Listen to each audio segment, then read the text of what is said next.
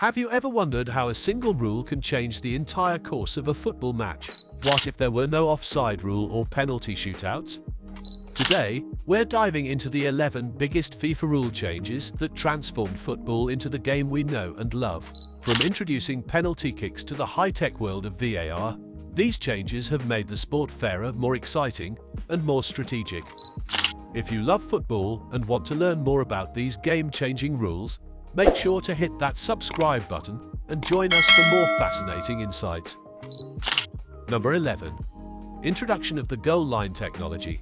Year 2012. In 2012, goal line technology was introduced to address the contentious issue of disputed goals. Before this technology, referees and linesmen often struggled to determine whether the ball had completely crossed the goal line, leading to incorrect or missed goal calls. This technology uses high-speed cameras and sensors to accurately confirm if the ball has crossed the line, providing clear and definitive decisions. The implementation of goal line technology has significantly reduced controversies and disputes over goals, enhancing the fairness and accuracy of the game. It has been particularly impactful in high-stakes matches, where a single goal can change the outcome. Number 10. Extra time and penalty shootout rule. Before 1970, drawn matches would result in a replay, leading to scheduling challenges and extended tournaments. The introduction of extra time and penalty shootouts changed this by ensuring games were decided on the same day. This innovation brought an immediate resolution to tied matches, adding a layer of excitement and finality to the game. Extra time encourages more aggressive and offensive play as teams strive to score and avoid the nerve-wracking penalty shootout. This period often leads to dramatic moments, with players pushing their limits to secure a victory. Number 9. Double pass rule, 1924. Prior to 1924, football had a restrictive rule where a player who passed the ball to a teammate could not receive it back until an opponent had touched it. This limitation hindered fluid gameplay and stifled strategic ball movement. The introduction of the double pass rule in 1924 abolished this restriction, allowing players to pass the ball back and forth freely. This change significantly transformed the game, fostering a more dynamic and creative style of play. With the ability to execute quick passes and intricate play combinations, teams could maintain possession more effectively and devise complex attacking strategies. The rule encouraged players to be more innovative with their passes, leading to faster-paced and more exciting matches. Number 8. Throw-in rule, 1872. Established in 1872, the throw-in rule requires a player to throw the ball with both feet on the ground and from behind the touch line. This rule ensures the ball is re-entered into play fairly after going out of bounds. While it might seem straightforward, it has its strategic importance. The throw-in rule hasn't drastically changed the nature of football, but it does demand precision and strategy. Players use throw-ins as tactical opportunities to advance the ball and set up offensive plays. A well-executed throw-in can lead to significant advancements up the field or even set the stage for scoring opportunities. Number 7. 3 substitution rule, 1965. Right before 1965, football teams were only permitted substitutions for an injured goalkeeper, severely limiting tactical adjustments during matches. The introduction of the 3 substitution rule revolutionized the game, allowing each team to make up to 3 changes per match. This significant change allowed coaches to adapt their strategies mid-game and manage player fatigue or injuries more effectively. The 3 substitution rule enhanced the overall quality and intensity of play. Coaches could replace underperforming players, inject fresh energy into the lineup, and respond dynamically to the unfolding match. This led to more strategic depth and a higher pace of play, as players could exert maximum effort knowing they could be substituted if fatigued. Number 6. Back pass rule, 1992.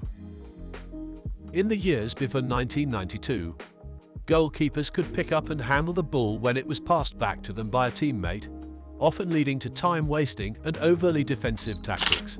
To counter this, the back pass rule was introduced, prohibiting goalkeepers from handling the ball if it had been deliberately passed to them by a teammate. This rule change profoundly impacted the game, promoting a more offensive and adventurous style of play. Teams had to strategize differently, focusing on advancing the ball forward rather than relying on their goalkeepers to keep possession. This shift encouraged faster-paced matches and more dynamic play, as defenders and goalkeepers needed to develop better ball-handling skills.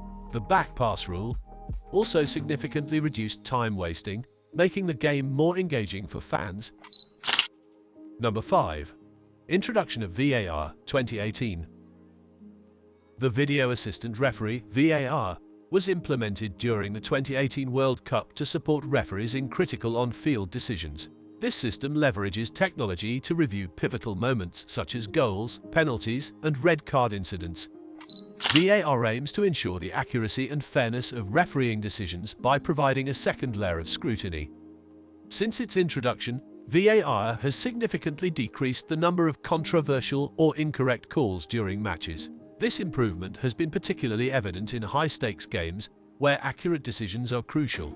For instance, during the 2018 World Cup, VAR was used in 455 incidents, with referees changing their decisions 20 times based on VAR reviews, enhancing the overall fairness of the tournament.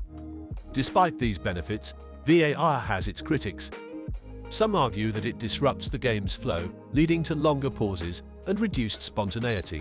Fans and players miss raw, unfiltered reactions to immediate on-field events. Number 4.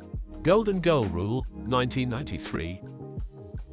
The Golden Goal Rule was introduced in 1993 to avoid penalty shootouts and foster more attacking play during extra time. According to this rule, if a team scored during extra time, the match would end immediately, and that team would be declared the winner. This rule aimed to create thrilling and decisive moments in matches, reducing the reliance on the often criticized penalty shootouts to determine outcomes. While the intention was to spur offensive play and deliver exciting finishes, the Golden Goal Rule had mixed results. Critics argued that it led to overly cautious strategies, as teams became more defensive to avoid conceding a sudden death goal. Instead of encouraging adventurous play, it often resulted in teams playing it safe, diminishing the excitement that the rule sought to enhance. Due to these criticisms, the Golden Goal Rule was abolished in 2004. Number 3. Introduction of red and yellow cards 1970. Before the year 1970, referees struggled to control player behavior, often leading to violent or unsporting actions on the field. To address this, referee Ken Aston introduced the red and yellow card system during the 1970 World Cup. This innovation gave referees clear, visual tools to manage the game more effectively. A yellow card serves as a warning for less severe infractions, signaling players to modify their behavior. In contrast, a red card results in immediate expulsion from the match for more serious offenses. This system significantly improved on-field discipline and sportsmanship. Since its introduction, violent incidents have decreased, making the game safer for all participants. Number 2. Offside Rule 1863. The offside rule, first established in 1863, has undergone numerous changes to maintain fairness in the game. Initially, the rule was stringent, requiring 3 defenders between the attacker and the goal. Over time, it evolved to encourage more fluid and strategic play. The most significant update came in 1990 when the rule was simplified. A player is offside if they are nearer to the opponent's goal line than both the ball and the second-to-last defender, excluding the goalkeeper when the ball is played to them. This adjustment has a profound impact on the game's dynamics. It compels attacking players to carefully time their movements, making the game more strategic and engaging. The offside rule ensures a balanced contest, preventing attackers from lingering near the goal without facing defensive challenges. Number 1. Introduction of the penalty kick 1891. Fouls inside the penalty area were penalized with a free kick before 1891, which wasn't always effective in deterring deliberate fouls. Teams often intentionally committed fouls to stop the other team from scoring, knowing the punishment was relatively light. To address this issue, the penalty kick was introduced. This change aimed to severely punish serious offences and discourage teams from committing intentional fouls. As a result, the game saw fewer deliberate fouls and more attacking play. Penalty kicks added a new level of excitement and made the sport fairer and more competitive. The introduction of the penalty kick was a pivotal moment in football history, transforming game's denouements and setting a precedent for future rule changes. What do you think about these rule changes? Do you have any favorites, or do you think some of them should be revised? Share your thoughts in the comments below, and don't forget to like, share and subscribe for more deep dives into the world of football. Thanks for watching, and see you in the next video.